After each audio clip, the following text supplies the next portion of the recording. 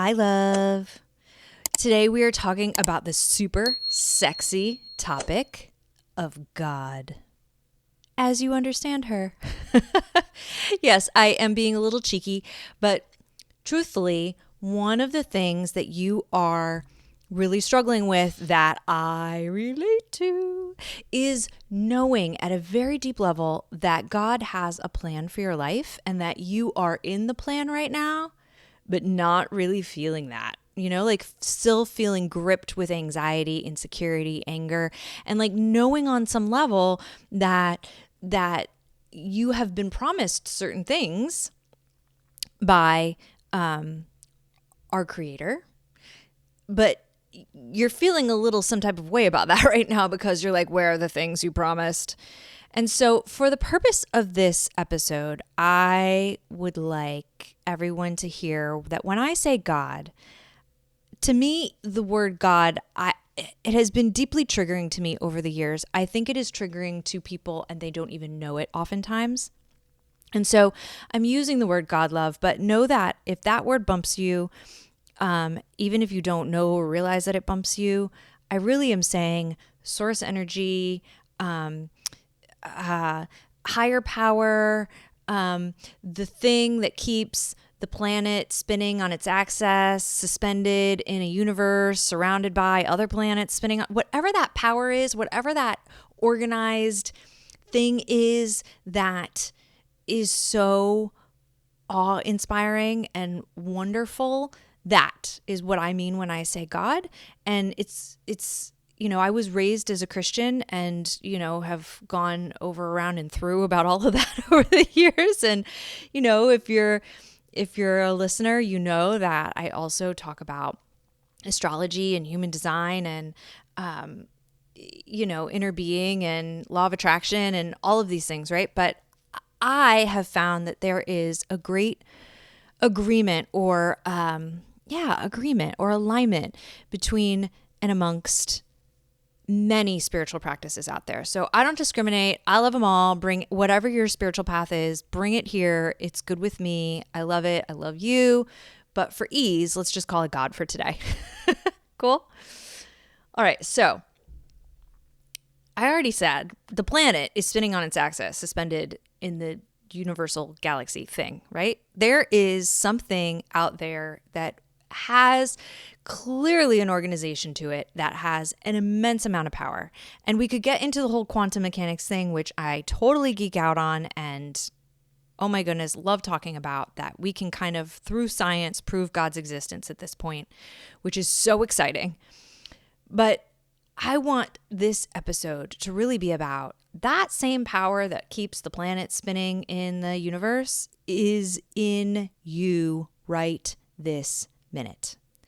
And you feel largely disconnected from that. Not completely. And some days are better than others, right? You ever notice if you go to some spiritual gathering on that day, you feel greater calm or greater peace? If you've done the post-divorce roadmap, the immersive journaling experience, the first couple of days, I ask you to do some body work and some breath work and you feel immediately more peaceful and grounded. That's because you're more aligned with your spiritual self in that moment, right? So there are these moments in time where you feel more tuned in to God's plan for your life and the knowingness that you are held. And then there's all these other moments of the day where you feel completely out of control and like batshit insane. And the goal of this podcast is to help you get a little bit more towards the grounded, peaceful place and spend less time in the what the actual F place, right? So let's talk about that. First things first, there is absolutely an organization to your life plan, to your human design. And something producer Joy said to me a lot 2 years ago that now I often say back to her is, my God is not a God of chaos. My God is not a God of chaos. Now, sometimes as humans, we look at the mess and we call it chaos, but that's because we don't get it yet, right? We don't get it because our perception and our view is too limited to get it, right? So love, your God is not a God of chaos. And although it feels very chaotic to you right now, it isn't. It is very purposeful. It is very intentional. And there is definitely a plan, a path, right? I like path better than plan. Plan sounds so predetermined that it's like, well, I got to follow the plan or what? Like, what? I'm off the island. Like, there's a path, right? There's a path, and you get a lot of discretion along that path. You get a lot of choices along that path about how to live that path out for yourself. But there's definitely a path. And I think one of the problems that we create for ourselves when we're moving through divorce is doubting our choices through the divorce process and being afraid we're doing it wrong and we're disappointing God, or we are not, how do I want to say this? Yeah, like getting it wrong, right? Like somehow you're being punished, or there's some karma coming to you, or some thing that you're just not being a good enough girl or a good enough Christian, that this is happening. Like, let's just throw all of that out, okay? For the purpose of this episode, let's pretend, you can pick up some other belief at the end of the episode, but for the purpose of this one, let's pretend that everything that led you to this point, you have done beautifully. That you have executed beautifully, and you have not done anything wrong or against God or against the path, that you are perfectly on the path exactly where you're meant to be. Okay, if we were to presume that is true for this moment, then why is this all so awful, Dawn? Great, let's talk about that. So, there's a plan, but very often you're not tuned in to hearing the plan and the path, right? And so when we're not tuned in to understanding the path and where it leads, we often are falling off the path, or like running the hard edges of the outside edge of the path, and it's painful there because there's always going to be something that keeps us bumping back onto the path, right? But if we're not hearing it, we're not hearing the path, then we're going to get messages the hard way. So let's talk about the one mechanism I want you to shift as a result of this podcast episode. I want you to get better at hearing the path early rather than late. You're like, great, Dawn, thanks for preaching at me. Isn't this already what, all the spiritual leaders try to tell me? Maybe, I don't know, but let's check it out, okay? Because I'm not here to tell you you're doing it bad or wrong. I think that every time we bump into the edge of the path and we're like, oh crap, let's readjust, it's all fine, but there's a less painful way to do it, okay? So, but how? Let's imagine that God is a radio signal. It's actually true. But let's imagine God's a radio signal, and let's imagine you are a radio signal receiver, okay? Remember, if you're as old as I am, you remember what it was like to tune in a radio dial, right? And let's say you were looking for that hip hop station and you had to scroll through the early stations and you had to move through all the Christian radio and then maybe the old rock station, and then eventually you get to the hip hop station. If you grew up in South Florida, it was Power 96. Okay, so you're headed for Power 96 and you got all this other stuff, and then in between the stations is a bunch of static, right? Okay.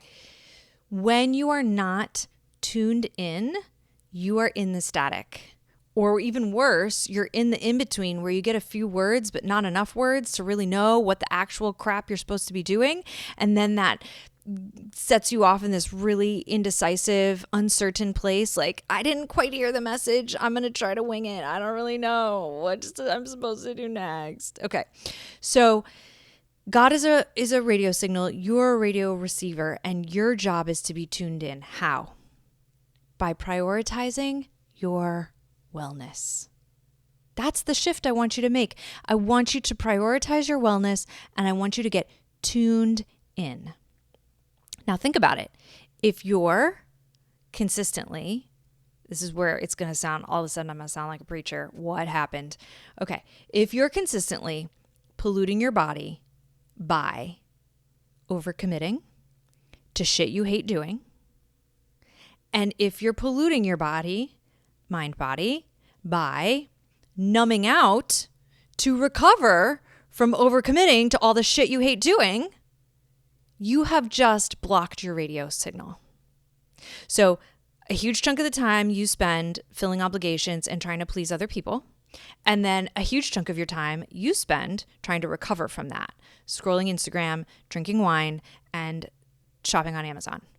Okay, so how can you hear the path if you're constantly committing to being out of alignment? And so first things first, if you prioritize your wellness above everything, and that doesn't mean don't ever get drunk. I got drunk this weekend, okay? But it's like, by drunk, I mean I had 1.5 beers. That's my version. So, but I'm not saying don't ever do anything fun or crazy or like a little irresponsible. That's not what I mean, right? But are you prioritizing above everything else your wellness? Because when you are sleeping well and eating well and drinking well and loving well and listening to your path the majority of the time, then the anxiety that you feel, the uncertainty you feel about, God, I know there's a path, but I don't get it, right? That's all going to shed, love. Because you're going to know, you're going to have all these reaffirming experiences. When you are tuned in, you're going to get the messages from the universe. You're going to get the messages from God, and and then you're going to follow the message, and then shit's going to work out. And then you're going to be like, oh, that's how this works, right? And so when you prioritize wellness, which means, yes, taking care of your mental and emotional care, taking care of your spiritual self, taking care of your physical body, first and foremost, then you're going to be tuned in. Now, let's say that because you're in so much distress and you have prayed on the shower floor so many times, God, in her infinite wisdom, came floating down and like literally sat on the shower floor across from you and said, okay, I'm here. You have questions. I have answers. Can you imagine it? Okay. I hope your shower is bigger than it actually is to fit the two of you on the floor together, but stay with me. So now God is saying, all right, you want answers about the plan because you're so freaked out and you're so uncertain, and you want to know if you're ever going to actually find true love, and if you're ever going to not struggle, and if you're ever going to understand why this happened to you, and if you're ever going to just feel happiness and peace. And God said to you, love, my dear sweet child, here is the actual very specific line by line plan that I have for you. And here are the steps I need you to take to execute this plan in order for you to have peace and true love and someone who cherishes you and to not be in pain all the time. Here are the steps I need you to take. Ready? Go. And then God handed you this piece of paper. It's very fancy paper. It's like the very fancy paper that you get at the very fancy paper store in the outdoor mall. You know what I mean? It's very, very beautiful paper. And on it is a list. Okay, now you have this list in your hand. In your current life, as it stands today, right now, how much time and energy do you have to execute God's plan that she just handed you on the fanciest, most beautiful piece of paper you have ever seen in your life? How much time and energy do you have to execute the plan? And this is my point for you today, is that nothing changes if nothing changes. And it sucks that God in her infinite wisdom is going to rescue you, but first you have to make time and space for you to co-rescue, right? How collaborative are you being with your higher power? How much are you showing up to execute your higher power's path? That I know you know this, love. I know deep down inside of you that there is a path. And the problem isn't that you're a bad person or you're not worth it or you're not lovable or that there's something really effing wrong with you. The problem is you spend too much of your time not tuned in. And so because you're pleasing so many other people and then trying to recover from that. Most of what you're trying to recover from is that. trying to please other people / living in a modern world where we have way too much stimulation and way too many unresolved traumas and your nervous system is jacked, right? So your job here is to recognize where you need to be more collaborative with your higher power, where you need to make more time and space to execute your higher power's desires for you, which just means prioritizing your wellness, which means recovering from a modern lifestyle. It means treating your mind, body, spirit with more love and respect.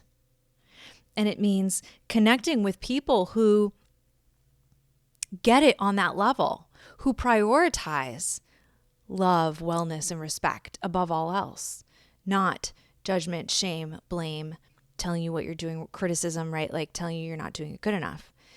You are so loved. You are so held. You are so magical. You are you're like leaking energy by continuing to not be tuned into the radio station, catching a couple of, it's like you tune in, it's like maybe you pop into church on Sunday, or maybe you like go to the gym and you like download some message from God and you're like, oh, because you got grounded, right? Like endorphins and all that. It's like you did something, got really tuned in, and like you downloaded a message, and then like a couple hours later, some shit happened and you're like, oh, lost the radio signal. And you're like, what was that? And what was that? And then you like wait another 10 days and before you get tuned in and download another message, right? Like, love, you just got to break the cycle, right?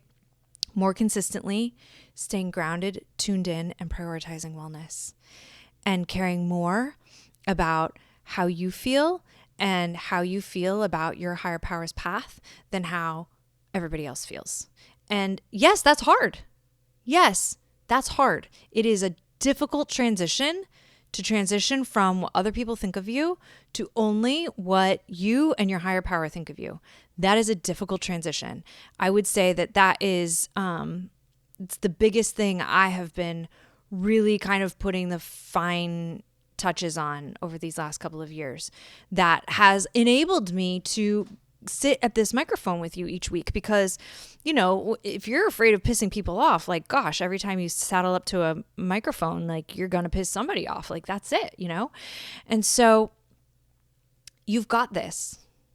Your mission this week and every day moving forward is to prioritize your wellness above all else and collaborate with your higher power on a consistent basis, and then trust that process, because you are held and there is a path, and everything you long for is waiting for you to line up to it. Everything you long for has already been delivered, but you have not made space for it. And no, it's not going to just poof appear. It's incremental. It's a process. And you have to do the footwork. I love doing footwork with you. So let's just do a little more footwork to listen clearly, to get grounded. If it's anxiety, ignore it. It's not real. It's not true. Anything that's anxiety is not coming from a place of spiritual alignment. And if you want, send me a message about where, I would love to know this, where it's hardest for you to stay on the path of prioritizing wellness and collaborating with your higher power. What are the things that tend to knock you off the path most? I would love to get a clear understanding about what that is for you. And in the meantime, know I love you so much.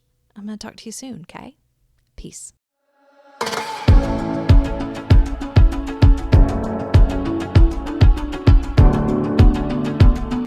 Dear Divorce Diary is a podcast by my coach Dawn. You can find more at mycoachdawn.com.